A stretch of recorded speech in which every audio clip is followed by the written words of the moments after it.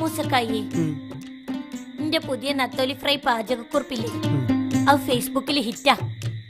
നെത്തോലി ഫ്രൈക്ക് എന്തിനാ പാചകക്കുറിപ്പ്? അതങ്ങോട്ട് ഫ്രൈ ചെയ്താ പോരെ? പക്ഷെങ്കിൽ എന്റെ പാചകക്കുറിപ്പിന് എത്ര ലൈക്ക് കിട്ടിയെന്ന് അറിയോ? എന്ത് കിട്ടീന്ന്? ലൈക്ക്. എത്ര ലേക്ക് കിട്ടിയെന്നൊന്നും എനിക്കറിയില്ല. നാളെ ഈ ഫേസ്ബുക്ക് ഒന്നും പറഞ്ഞു നടന്നിട്ട് അടുക്കള കയറിയില്ലെങ്കിൽ അനക്ക് എന്റെ അടുത്തുണ്ടെങ്കിൽ കിട്ടൂ. ആ ലേക്കല്ല, ഒന്നാം തരം. നിങ്ങക്ക് അസൂയ. ഞാൻ ന്യൂ ജനറേഷൻ ആയി പോയെന്റെ അസൂയ. ഇന്നങ്ങനെ തച്ചാണ്ടല്ലോ ഞാനത് ഫേസ്ബുക്കിൽ ഇടൂ. മൈ ഹസ് മൂസ തല്ലീന്ന്. അന്നെ കൊണ്ട് നമ്മള് തോറ്റ്. ഇതൊന്ന് മിണ്ടാണ്ട് കിടന്നുറങ്ങിക്കോ. ഓളൊരു ഫേസ്ബുക്ക് മാങ്ങാത്തൊലി. മൂസക്കായേ ഇങ്ങോട്ട് നോക്കി. നാളെ ഞാൻ നല്ലൊരു ഫോട്ടോ ഇടും.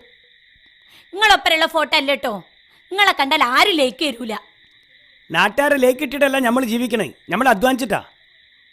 അല്ല ഈ ലൈക്ക് എന്ന് വെച്ചാൽ എന്തു കുന്താ? ഇഷ്ടം. എനിക്ക് 146 ലേക്ക് കിട്ടി. ആരാ ഈ 146 ആൾക്കാര്? പലരും ഉണ്ട്. ആണുങ്ങളും എത്രോ. അപ്പൊ ഓരൊക്കെ അന്നെ ഇഷ്ടപ്പെടുക. പിടിപെട്ട് പോയത്. നിങ്ങൾ ഓൾഡ് ജനറേഷനാ.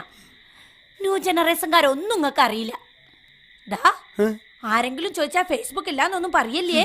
ഉണ്ടെന്ന് പറഞ്ഞാ മതി, അല്ലെങ്കിൽ നാണക്കേടാ. എനിക്ക് ഫേസ്ബുക്ക് ഇല്ല, വേറൊരു ബുക്ക് ഉണ്ട്. ഏത്? പറ്റുബുക്ക്. പലചരക്ക് കടയിലെ പറ്റുബുക്ക്. എനിക്ക് കിടന്നുറങ്ങണോ?